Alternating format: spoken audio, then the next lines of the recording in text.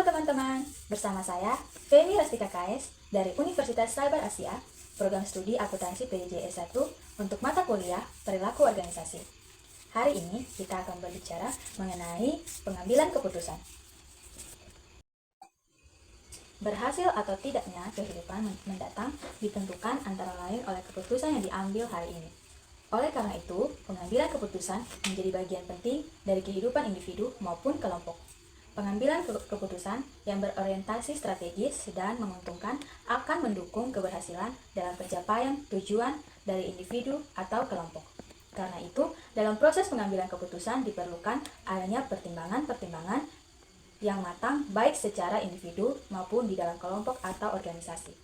Hal ini penting agar dapat diketahui dengan jelas yang mana keputusan yang bersifat ideologis, strategis, dan maupun taktis. Agar dapat diperoleh suatu keputusan yang baik, maka dibutuhkan berbagai pemahaman yang komprehensif tentang teori pengambilan keputusan. Pengambilan keputusan adalah suatu proses pemikiran dari pemilihan berbagai alternatif yang akan dihasilkan mengenai prediksi di masa yang akan datang. Karena itu, pembuat keputusan atau decision maker perlu mempertimbangkan keberadaan para stakeholder untuk menciptakan kebutuhan, persoalan, kendala, serta pilihan alternatif dari solusi dengan mengidentifikasi dan melakukan analisis secara kontinu dalam proses pengambilan keputusan. Dalam proses pemilihan alternatif atau solusi, dibutuhkan keahlian agar pilihan yang diambil memang semestinya berdasarkan tujuan dari organisasi. Pengambilan keputusan yang baik akan menjadi bagian penting dari kegiatan manajemen yang baik. Karena keputusan adalah salah satu bagian yang menentukan bagaimana sebuah organisasi dapat menyelesaikannya secara internal maupun eksternal, mengalokasikan sumber dayanya dengan baik, dan untuk mencapai tujuan atau arah daripada organisasi atau perusahaan sesuai dengan rencana yang telah dilakukan. Ada beberapa tingkatan daripada pengambilan keputusan di dalam organisasi, di antaranya yang pertama, pengambilan keputusan strategis, yaitu menentukan sasaran jangka panjang, sumber-sumber, dan kebijakan daripada organisasi. Pengambilan ini untuk mengontrol manajemen secara prinsip dengan memberikan perhatian lebih terhadap sumber-sumber yang digunakan secara efektif dan efisien, dan juga unit-unit operasional dalam menjalankan tugasnya. Yang kedua, pengambilan keputusan kontrol operasional, yaitu menentukan bagaimana melaksanakan tugas-tugas yang telah diberikan secara khusus yang berasal dari manajemen media. Yang ketiga, pengambilan keputusan level pengetahuan, di mana ini berhubungan dengan pengevaluasian gagasan-gagasan baru atau ide-ide baru untuk menciptakan produk dan layanan yang baru, cara-cara untuk mengkomunikasi pengetahuan yang baru, dan cara-cara untuk mendistribusikan informasi ke seluruh organisasi. Keputusan harus dilihat sebagai alat bantu dan bukan sebagai sebuah akhir.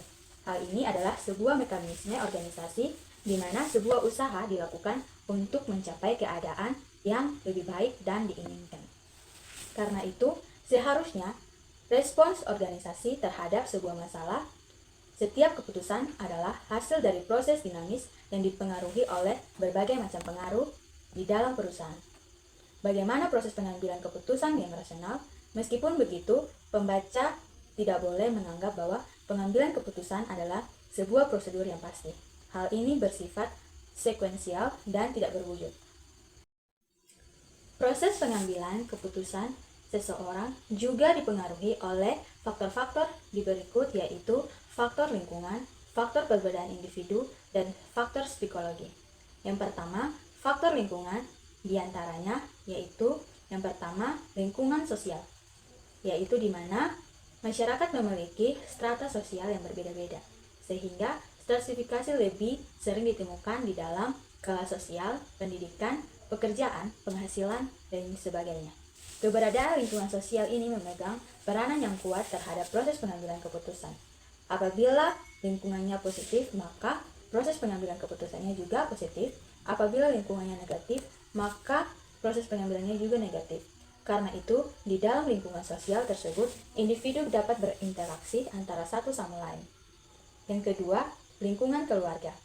Keluarga adalah kelompok yang terdiri atas 2 atau lebih orang yang berhubungan melalui darah, perkawinan, adopsi, serta tinggal bersama. Lingkungan keluarga juga sangat berperan penting terhadap bagaimana keputusan dapat diambil. Karena keluarga adalah tempat belajar pertama yang nantinya akan mempengaruhi kepribadian seseorang.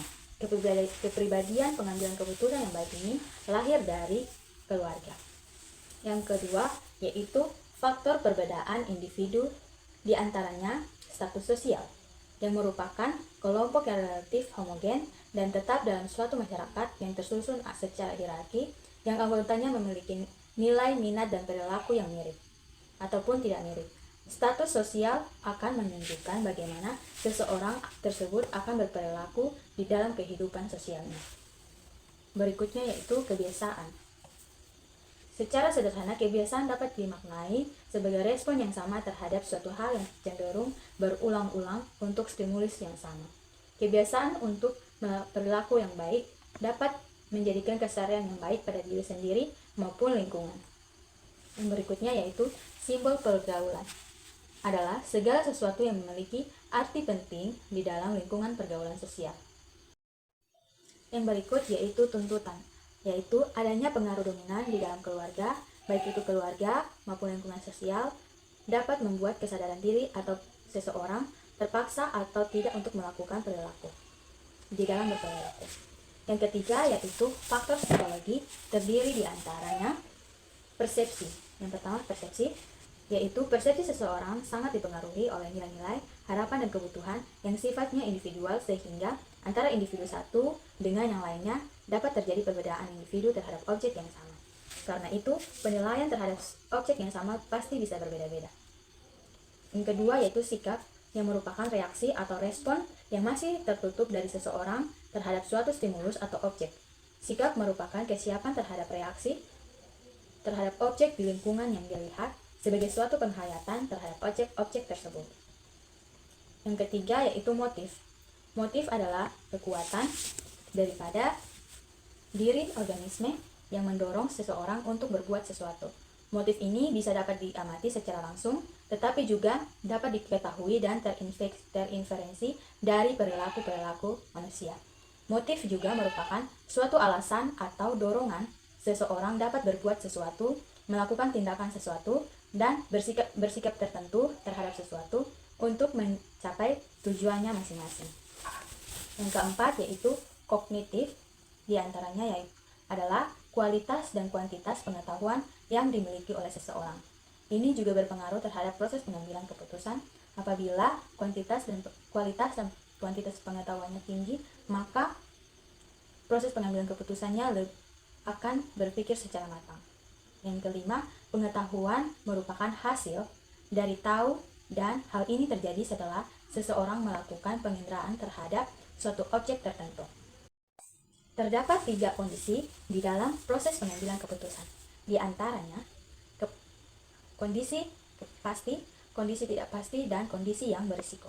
Yang pertama yaitu kondisi pasti atau certainty, yaitu pengambilan keputusan ini memiliki informasi lengkap mengenai persoalan yang dihadapi, memiliki alternatif mengenai persoalan yang dihadapi, memiliki alternatif solusi yang jelas, dan hasil yang akan dicapai melalui solusi tersebut dapat diperkirakan.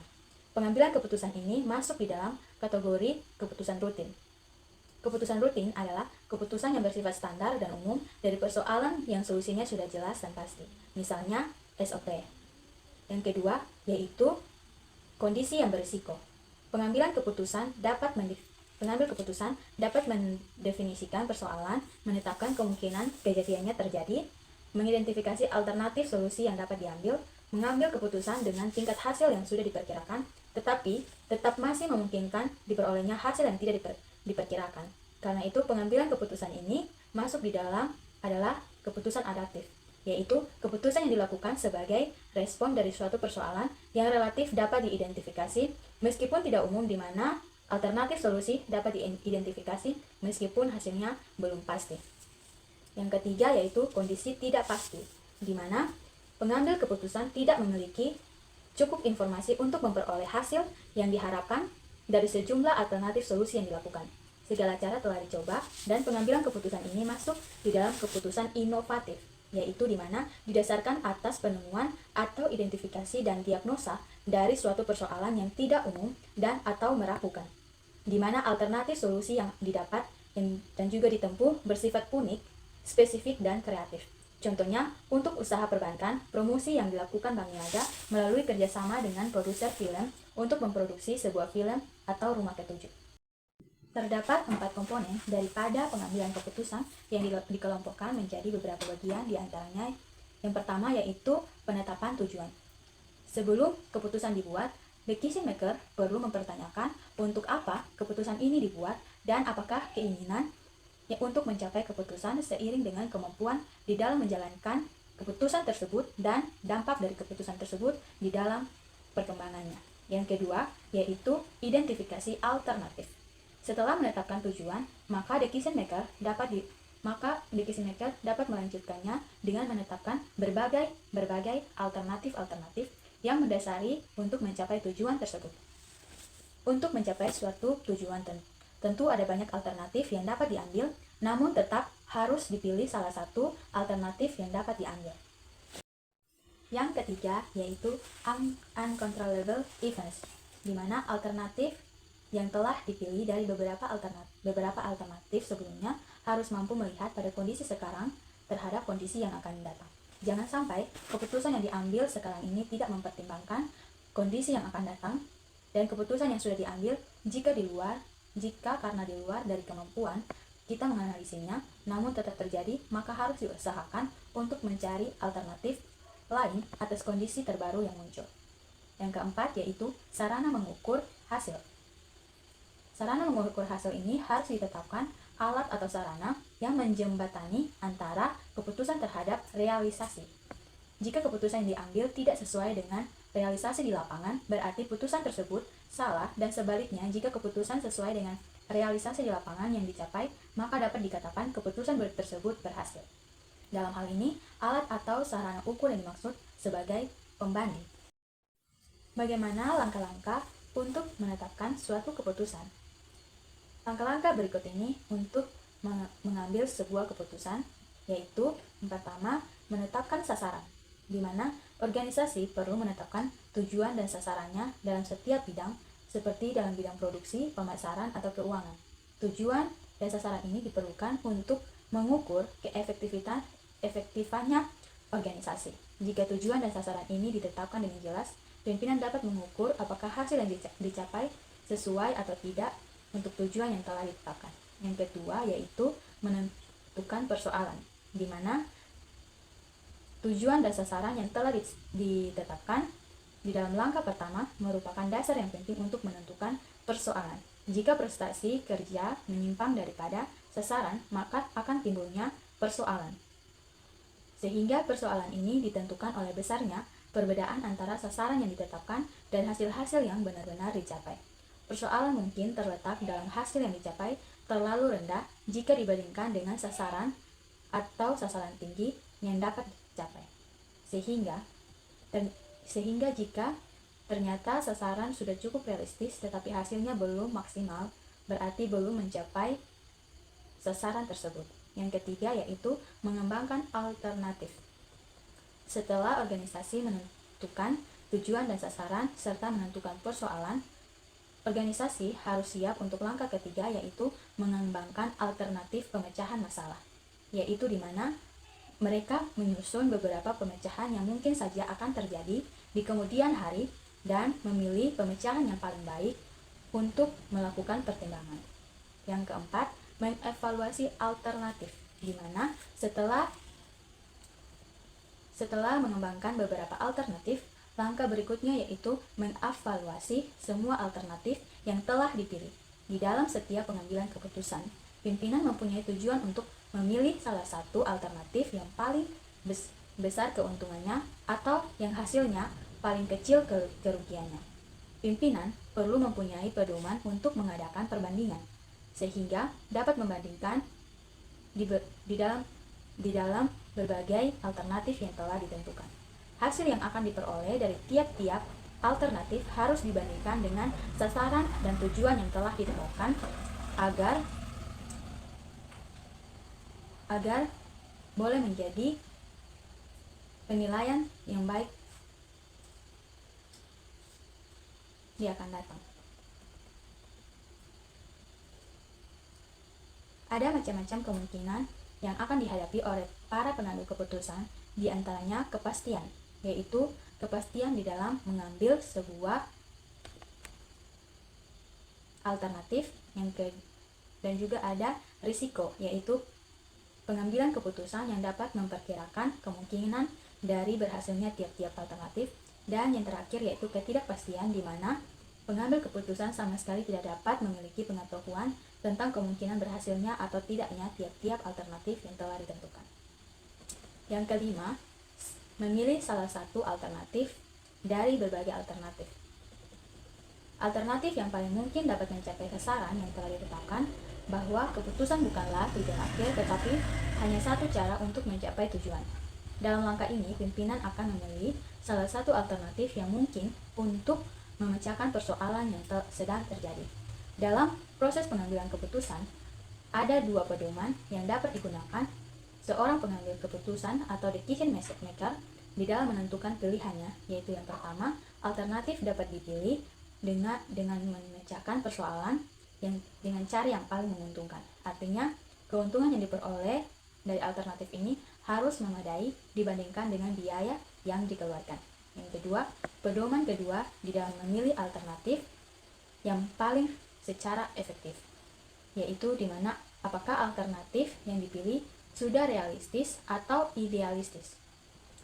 Karena kadang-kadang alternatif yang nampaknya layak di atas kertas tetapi tidak layak tidak dapat dilaksanakan secara baik di lapangan. Yang keenam, langkah untuk melaksanakan keputusan. Langkah keenam ini dapat diambil pengambil keputusan adalah melaksanakan keputusan tersebut. Pada tahapan ini, seorang decision maker harus melaksanakan alternatif yang sudah dipilih secara efektif agar sasaran dapat tercapai. Sangat mungkin sekali bila sebuah keputusan yang baik dihancurkan oleh pelaksanaan yang jelek. Karena itu, pelaksanaan mungkin jauh lebih penting daripada memilih alternatif. Karena itu, keputusan yang diambil akan melibatkan semua orang atau seluruh yang ada di dalam organisasi. Oleh sebab itu, baik buruknya sebuah keputusan tergantung kepada orang yang melaksanakannya. Pada umumnya, pelaksana keputusan tidak dapat disalahkan sepenuhnya atas kesalahan atau kegagalan dari proses pengambilan keputusan, karena ada beberapa juga staf atau karyawan atau individu yang ditugasi untuk menjalankan sebuah instruksi. Pimpinan sebagai pengambil keputusan tidak bisa lepas tangan begitu saja dengan kegagalan staf atau karyawan atau individu di dalam menjalankan keputusannya. Tidak juga menutup mata kemungkinan dari segi teknis keputusan itu sendiri sudah baik atau tidak, tetapi keputusan dapat dikacaukan juga oleh staf atau karyawan atau individu yang merasa tidak puas atas keputusan yang telah dibuat, terutama menyangkut dengan kemampuan staf yang ditugaskan untuk melakukan keputusan tersebut.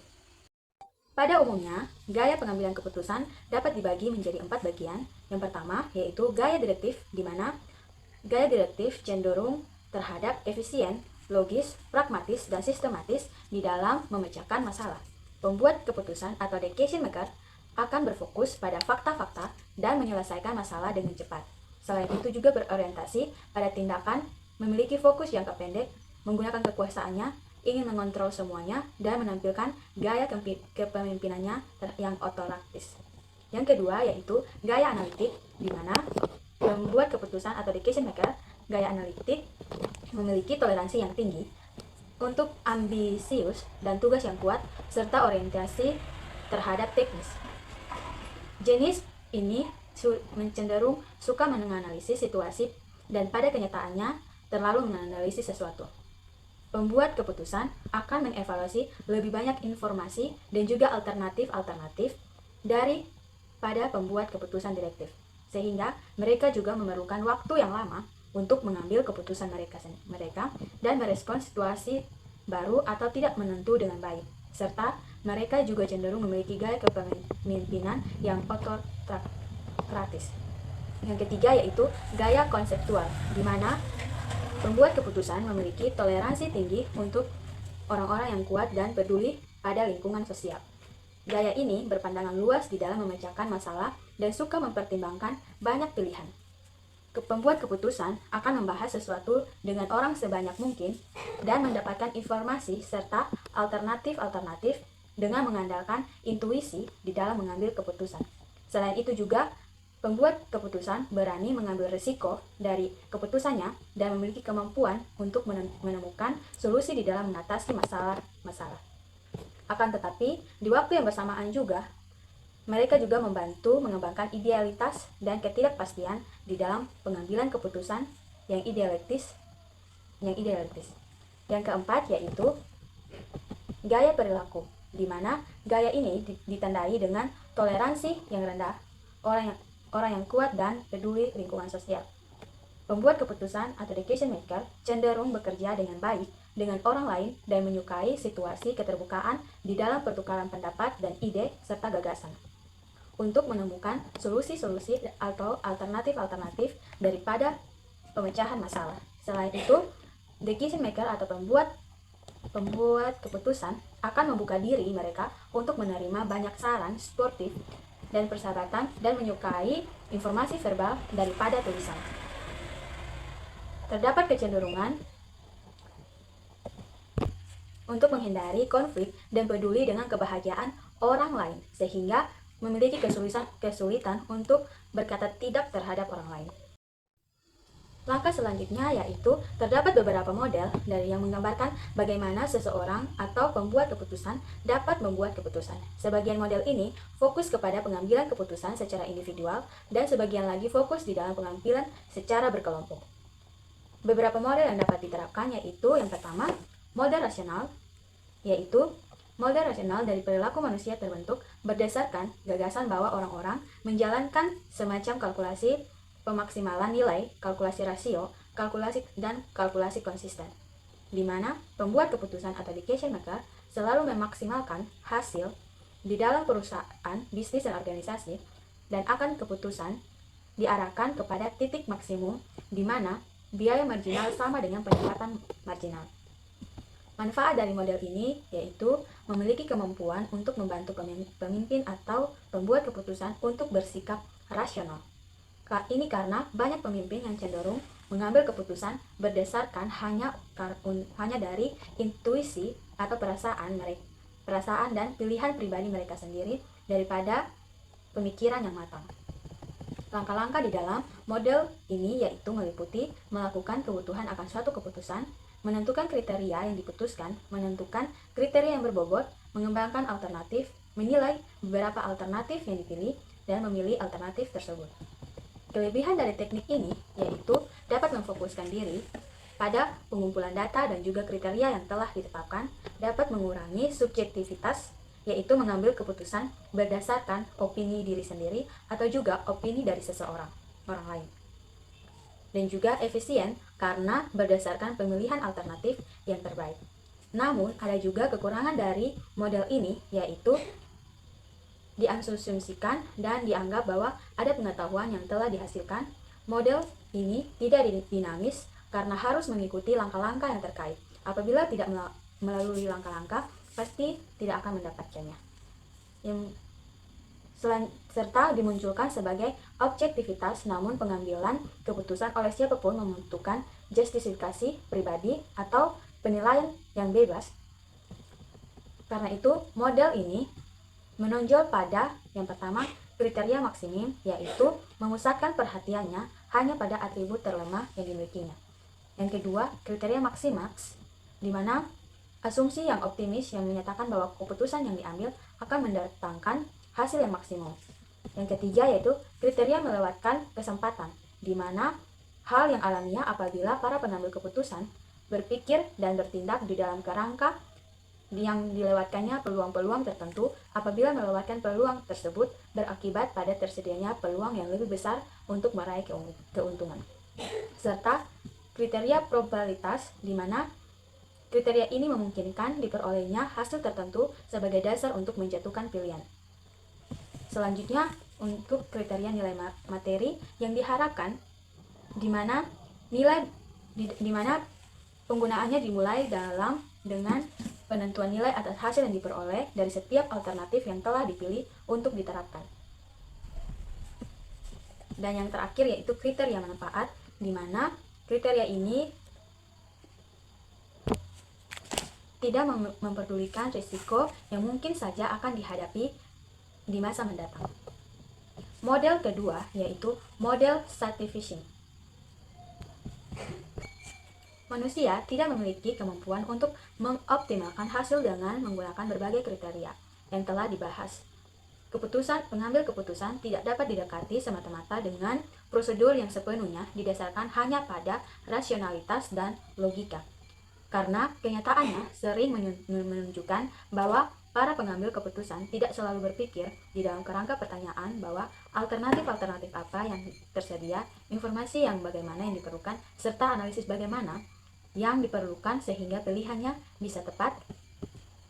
Karena itu, model satisfying berarti mengambil keputusan dengan memilih alternatif solusi pertama yang memenuhi kriteria keputusan minimal, di mana pengambil keputusan dengan tidak berusaha untuk mengejar seluruh atau berbagai alternatif untuk mengidentifikasi solusi tunggal untuk memaksimalkan pengembalian ekonomi. Pengambil keputusan akan memilih solusi pertama yang pertama kali muncul saat memecahkan masalah. Bahkan jika solusi yang lebih baik diperkirakan akan muncul di kemudian hari, pengambil keputusan tidak dapat menjustifikasi waktu dan pengorbanan untuk mendapatkan kelengkapan informasi. Masalah kompleks dapat disederhanakan di mana hanya mengambil inti masalahnya saja sampai pada tingkat di mana pengambil keputusan siap menyelesaikannya. Karena itu, model satisfying para pengambil keputusan merasa cukup bangga dan puas apabila keputusan yang diambilnya membuahkan hasil yang memadai asalkan persyaratan minimal tetap terpenuhi. Model yang ketiga yaitu model mix scanning. Scanning berarti berusaha untuk mencari, mengumpulkan, memproses, menilai, dan menimbang atau mempertimbangkan informasi-informasi yang ada kaitannya dengan masalah dan menjatuhkan pilihan tertentu untuk mengambil keputusan. Model mix scanning berarti bahwa setiap kali seorang pengambil keputusan menghadapi dilema di dalam memilih salah satu langkah atau alternatif, satu keputusan pendahuluan harus dibuat tentang sampai sejauh mana berbagai sarana dan prasarana organisasi akan digunakan untuk mencari dan menilai berbagai fungsi dan kegiatan yang dilaksanakan. Para ahli berpendapat bahwa di dalam penggunaan model ini, keputusan-keputusan atau pemilihan keputusan yang fundamental dibuat setelah terlebih dahulu para pengambil keputusan melakukan pengkajian terhadap berbagai alternatif-alternatif yang paling relevan dari masalah tersebut yang kemudian akan dikaitkan dengan tujuan dan sasaran daripada perusahaan atau organisasi. Unsur-unsur dari pendekatan yang rasional dan inkremental digabungkan dan penggabungan ini akan dipandang sebagai dapat saling isi-mengisi dalam arti bahwa kelebihan kedekatan yang rasional memperkuat kelebihan pendekatan yang inkremental. Model pemantauan terpadu juga memperhitungkan tingkat kemampuan dari para pembuat keputusan atau decision maker yang berbeda-beda, di mana secara umum dapat dikatakan bahwa semakin besar kemampuan daripada para pembuat keputusan, maka mobilisasi kekuasaannya guna mengimplementasikan keputusan-keputusan daripada pemilihan mereka, maka semakin besar pula keperluannya untuk melakukan scanning atau pencarian dan semakin menyeluruh di dalam scanning tersebut, semakin efektif pengambilan keputusan tersebut. Sehingga model pengamatan terpadu pada hakikatnya merupakan pendekatan kompromi yang menggabungkan pemanfaatan model rasional yang efektif dan rasional. Contohnya saat kita mau resign, pasti perlu dipikirkan matang-matang apakah kita akan setelah berhenti bekerja, kita akan bekerja di tempat lain atau memulai usaha atau tidak. Hal ini harus dipikirkan matang-matang dan tidak boleh gegabah di dalam mengambil keputusan.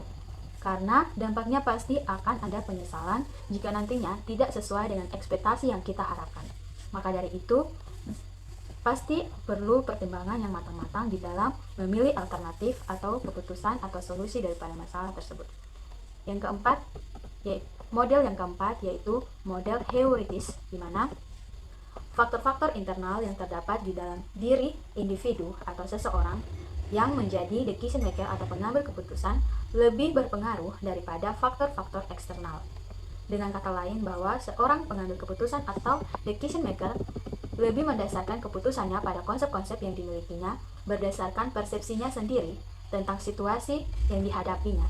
Tetapi di dalam praktek model ini digunakan apabila para pengambil keputusan tidak tersedia kemampuannya untuk melakukan pendekatan yang matematik, atau apabila bagi pengambil keputusan tidak tersedia kesempatan untuk memanfaatkan berbagai-bagai sumber dari organisasi untuk melakukan pengkajian yang sifatnya kuantitatif. Kriteria etika di dalam mengambil keputusan juga penting untuk menggunakan kriteria-kriteria tersebut di dalam beretika yang masing-masingnya mempunyai kekuatan dan kelemahan masing-masing. Di antaranya yaitu yang pertama, atas paham manfaat, di mana kriteria ini semata-mata hanya didasarkan pada hasil atau konsekuensi daripada sebuah pilihan atau keputusan. Sehingga paham ini menunjuk pada suatu keputusan yang dihasilkan karena kebaikan atau manfaat terbesar bagi jumlah terbesar. Pandangan ini memiliki konsistensi dengan tujuan yang hendak diraihnya di dalam kegiatan bisnis seperti efektivitas, efisiensi, produktivitas, kualitas, dan laba yang tinggi, sehingga pertimbangan daripada etika ini difokuskan terutama terhadap bagaimana tujuan akan diraih. Namun kelemahan daripada kriteria ini yaitu bahwa kriteria ini menekan hak-hak individu di mana memiliki posisi minoritas di dalam organisasi. Pandangan ini pada paham-paham parsial yang semata-mata bertujuan pada pencapaian saja, sehingga bisa terjadi pertimbangan etika selama proses penetapan tujuan sampai pemilihan alternatif solusi tidak dilakukan. Yang kedua yaitu fokus atas hak, di mana kriteria ini dihasilkan mendiskusikan etika sebagai bagian dari pemenuhan hak-hak individual, bahwa di dalam proses pengambilan keputusan, sebuah keputusan harus memberikan tempat bagi penghargaan dan perlindungan hak asasi yang mendasar. Kekuatan dari pandangan ini adalah bahwa proses pengambilan keputusan akan memasukkan pertimbangan etika yang menghargai hak asasi manusia, hak para pekerja, dan juga melindungi seluruh anggota organisasi dan stakeholder dari tindakan yang tidak beretika. Sedangkan kelemahan dari kriteria ini yaitu hanya berfokus yang berlebih terhadap HAM dapat menjadi bumerang yang akan mengurangi tingkat efisiensi dan juga produktivitas daripada perusahaan atau organisasi, yang dampaknya akan memberikan efek negatif bagi pertumbuhan organisasi dalam jangka waktu yang panjang. Yang ketiga yaitu kriteria berdasarkan atas keadilan, yaitu di mana proses pengambilan keputusan ini berlangsung dilakukan dengan menekan pentingnya penerapan aturan main yang jelas, adil, dan tidak memihak satu pihak atau pihak tertentu, di mana etika di dalam pengambilan keputusan ini merupakan kasus penentuan posisi yang tepat mengenai bagaimana sebuah keputusan akan menghasilkan keseimbangan distribusi, manfaat atau keuntungan, dan juga biaya, serta risiko yang akan ditanggung oleh perusahaan atau organisasi. Contoh kasus dari kriteria ini yaitu adanya permintaan serikat pekerja untuk meminta pembayaran gaji mereka disamaratakan untuk semua pekerjaan tanpa memandang perbedaan pekerjaan. Kekuatan dari kriteria ini yaitu melindungi kepentingan golongan-golongan minoritas yang cenderung tidak memiliki perwakilan di organisasi dan lemah dari segi otoritas dan kekuasaan. Namun, selain menimbulkan semangat untuk penyamarataan, ada pula juga kesalahpahaman pandangan yang dapat mengurangi inovasi, efisiensi, dan produktivitas kerja karena adanya perbedaan job desk dari masing-masing orang atau karyawan yang berbeda-beda tanggung jawabnya, job desk ringan atau beratnya pekerjaan mereka. Karena itu tidak bisa disamaratakan hasil pembagian daripada gaji, sehingga gaji tidak bisa disamaratakan semuanya. Konsep pandangan ini menjadi sama rata, sama rasa. Yang keempat yaitu kriteria yang berfokus terhadap pemenuhan kewajiban, di mana tujuan didirikannya organisasi adalah untuk mencapai tujuan perusahaan, baik itu tujuan pribadi maupun tujuan sosial umum di dalam sebuah organisasi. Organisasi yang efektif memiliki kemampuan untuk menyeimbangkan pencapaian dan juga tujuannya. Tanggung jawab organisasi pada masyarakat sama besarnya pula dengan tanggung jawab kepada pemilik organisasi. Karena masyarakat sebagai konsumen, tanpa konsumen, kegiatan bisnis organisasi tidak berjalan dengan baik. Mengabaikan tanggung jawab sosial pada lingkungan akan merugikan perusahaan atau organisasi di jangka waktu yang panjang. Konsumen tidak hanya menilai pada produk-produknya saja, tetapi juga pada peran serta di dalam organisasi tersebut. Kekuatan daripada pandangan ini yaitu pentingnya menanamkan pandangan positif yang akan menjadi investasi jangka panjang bagi organisasi. Namun, kelemahan dari pandangan ini yaitu keterlibatan yang terlalu besar tanpa dukungan dana yang kuat dan besar tentu akan menghabiskan dana operasional kegiatan bisnis, terutama di dalam jangka pendek dan menengah. Kelemahan lain yaitu adanya kemungkinan munculnya pandangan masyarakat bahwa setiap organisasi mempunyai kewajiban untuk organisasi sosial juga, bukan dipandang sebagai organisasi bisnis yang memenuhi kewajiban sosialnya. Selain itu, ada pelepasan tanggung jawab sosial bila mana organisasi melihat keterlibatan kegiatan sosialnya tidak diikuti sebagian besar organisasinya. Yang kelima yaitu kriteria atas pandangan efek reputasi, di mana etika ini adalah untuk meraih efek reputasi perusahaan atau organisasi. Organisasi yang selalu menunjukkan etika sebagai landasan di dalam kegiatan bisnis akan dinilai positif oleh konsumen atau rekan bisnisnya. Penilaian positif dari masyarakat akan membawa citra positif juga terhadap perusahaan, sehingga organisasi merupakan suatu sistem, maka organisasi yang tidak membangun budaya dan standar etika sebagai pilar kegiatan bisnisnya akan memberikan reputasi negatif bagi anggotanya. Di mana perilaku tidak etis, penyimpangan perilaku, dan tindakan yang dilakukan sebagian pengelola organisasi akan memberikan imbas bagi seluruh anggota organisasi dan memberi efek reputasi yang negatif. Nilai goodwill yang rendah adalah indikator terbaik pihak luar di dalam menilai perilaku etis pengambil keputusan di dalam sebuah perusahaan atau organisasi.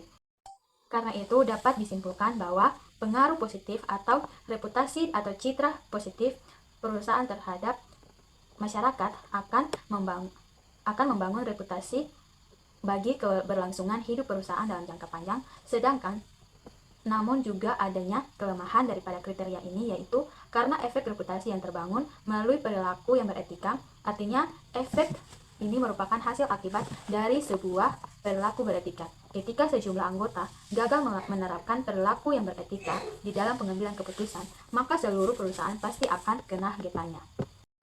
Karena itu, pertimbangan etika yang digunakan di dalam pengambilan keputusan juga harus mempertimbangkan nilai-nilai etika di antara yang dianut suatu bangsa.